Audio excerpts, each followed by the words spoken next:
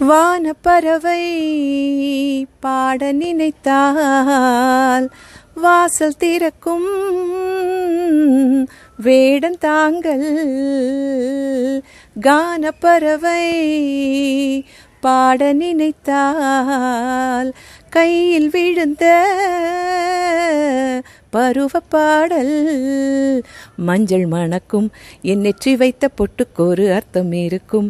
உன்னாலே மெல்ல சிரிக்கும் உன் முத்து நகை ரத்தினத்தை அள்ளி தெளிக்கும்.